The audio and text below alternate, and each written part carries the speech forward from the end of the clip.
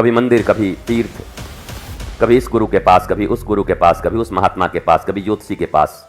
स्वयं को जानने का अर्थ है तुम ईश्वर के अंश हो, अविनाशी हो।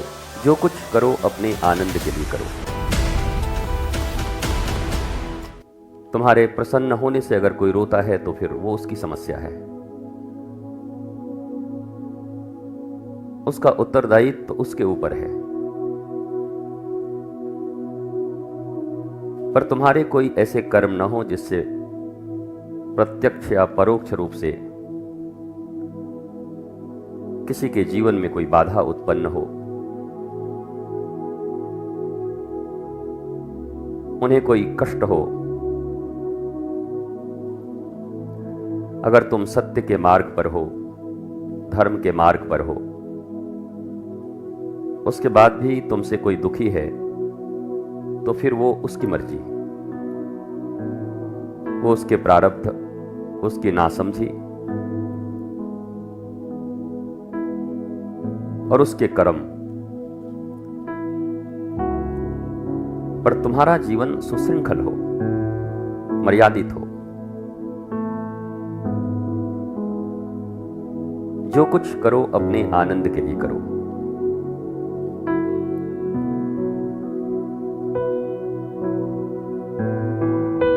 खुद को कैसे ब्लिसफुल बनाया जा सकता है?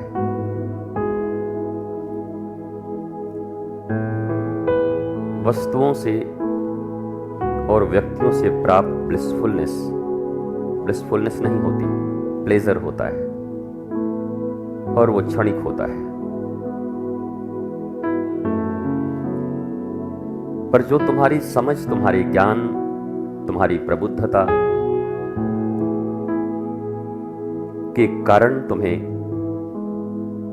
ब्लिसफुलनेस आती है, वो रियल होती है, वो टिकती है।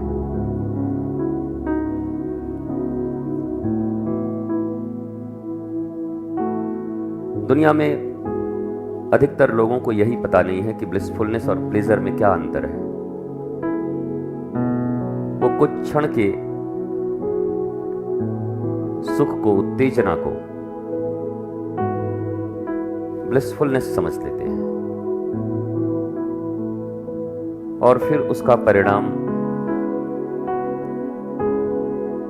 चक्रानुसार दुख के रूप में उन्हें प्राप्त होता है।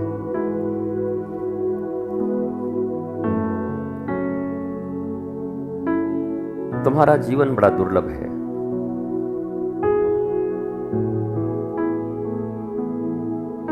इस जीवन को अनमनस्क, अव्यवस्थित और अज्ञानी लोगों को मत दो। अज्ञानता उनका पाप है, तुम्हारा नहीं।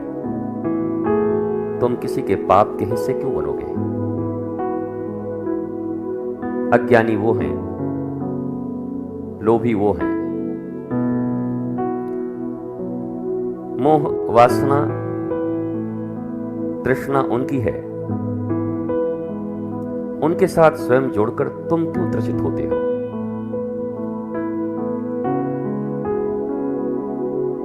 तुम्हें तो संबंध केवल ज्ञान के साथ करना है। ज्ञान, प्रेम, ईश्वर, भक्ति सब एक है। गुरु, इनमें कोई अलगाव नहीं है। भक्तमाल कहती है, भक्ति भक्त भगवंत गुरु, चतुर नाम वपु एक। पर ये चतुर नहीं, ये द्वादश भी हो सकते हैं। नाम अलग अलग, ये 12 भी हो सकता है, 20 भी हो सकता है। प्रेम भी वही है, सत्य भी वही है, न्याय भी वही है, करुणा भी वही है, दया भी वही है, क्षमा भी वही है, धृति भी वही है, श्रद्धा भी वही है।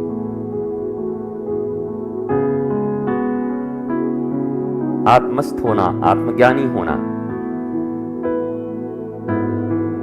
गुरु होना, ईश्वर होना, प्रकृति होना, इन सबों में कोई अंतर नहीं।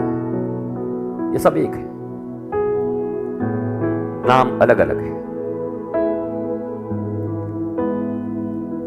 इन सब का लक्ष्य यही है कि तुम स्वयं को जान सको। स्वयं को जानने का अर्थ है तुम ईश्वर के अंश हो, अविनाशी हो, सहज सुखराशि हो, बस उसी को जानना है। पोथी पढ़ पढ़ जगमुआ, रामचरित मानस का पाठ कर कर जगमुआ, पर आनंद पाया न कोई। रट्टू तोता होकर घर घर दूर दूर होए। रटे पड़े, कोई नाम, कोई श्लोक, कोई रामायण, कोई गीता ही रटा है तो बड़ा अभिमानी और ऐसी प्रस्तुति करता है जैसे जगत हासिल कर लिया, जगत पिता मिल गए। महाराज जी, हमको पूरा गीता कंठस्थ है, कंठस्थ है, मुखस्थ है, हृदयस्थ है, ज्ञानस्थ भी है। सर्वधर्मान परित्यज्य का अर्थ भी समझ आया और जीवन में आया भी। अर्जुन का अंतिम वाक्य नष्टो मोहार स्मृति लब्धवा, ये उपलब्ध हो गई, मोह नष्ट हुआ और स्मृति आ गई। नहीं, गीता याद है तो तोता हो तुम, जस्ट लाइक अ पैरोट। उसको जो सिखा दो, मम्मी पापा सीताराम वृंदावन राधा, जो सिखा दो वही बोलेगा तोता। पर तोते की अनुभूति नहीं है। तुम पशु नहीं हो, मनुष्य हो। तुम निर्जीव नहीं हो, तुम्हारे भीतर जीव है। तुम वीणा सारंगी मृदंग नहीं हो, जो बजता तो है पर स्वयं नहीं सुन सकता। स्वयं की उसकी कोई अनुभूति नहीं है। वीणा बजती है पर वो खुद क्या सुनती होगी? वो तो हम सुनते हैं, हमें बड़ा आनंद आता है, हम उसका रस लेते हैं। वीणा तो लकड़ी है, तार है। तो जो अबुद्ध हैं, अज्ञानी हैं, वो ऐसे ही लकड़ी और तार और चमड़े के ढके हुए ढोल की तरह हैं। बस हैं, आवाज उन्हीं से आ रही है पर उनको ही उसका पता नहीं। इसको अनाहत नाद कहते हैं। अनाहत, सास की आवाज सुनी, बहू की आवाज सुनी, दीदी की आवाज सुनी, पत्नी की आवाज सुनी, मां की आवाज सुनी, दुनिया भर की आवाजें सुन रहे हैं पर अनाहत तुम्हारे अंतःकरण की आवाज तुम्हें नहीं सुनाई पड़ रही, वो नाद। और उसके बिना तुम बेचैन हो, व्याकुल हो, ढूंढ रहे हो, भाग रहे हो। कभी मंदिर, कभी तीर्थ, कभी इस गुरु के पास, कभी उस गुरु के पास, कभी उस महात्मा के पास, कभी ज्योतिषी के पास, कभी ग्रह शांति करा रहे हो, कभी मेडिटेशन कर रहे हो, पर पागलों की तरह जी रहे हो कुछ नहीं रहा। 2 दिन, 4 दिन, 10 दिन, 15 दिन लौट के बुद्धू घर को आए। फिर मैंने कई बार कहा, बुद्ध भी घर को आते हैं और बुद्धू भी आते हैं। बुद्धू दुखी ही गया था, दुखी ही वापस आता है। बुद्ध खोज में गए थे और जब आते हैं तो मस्ती में आते हैं, और फिर जाते हैं तो फिर मस्ती में जाते हैं, क्योंकि अब जो मस्ती उनके भीतर आ गई उसे छीनने वाला कोई नहीं है। तो तुम बुद्धू बनकर घर न लौटो, बुद्ध बनकर लौटो। जीवन मिला है तो बुद्ध तो बनो ही। जन्म से तो बुद्धू ही है।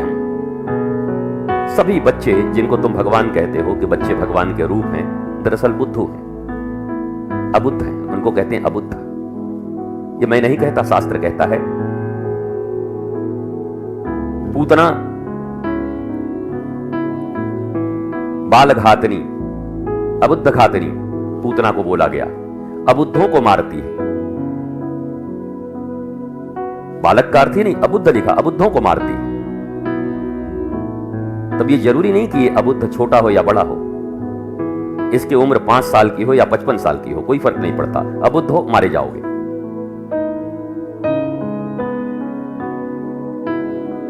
बुद्ध होना हमारी नियति है।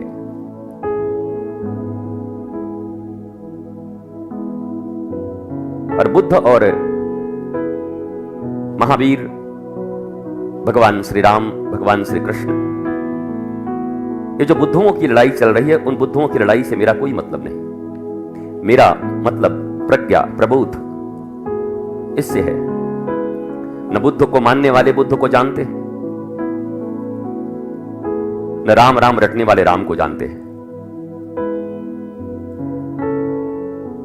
कृष्ण कृष्ण कह के कृष्ण की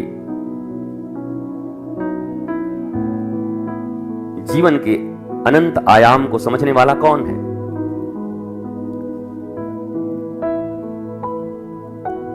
इसलिए सब अबुद्ध है।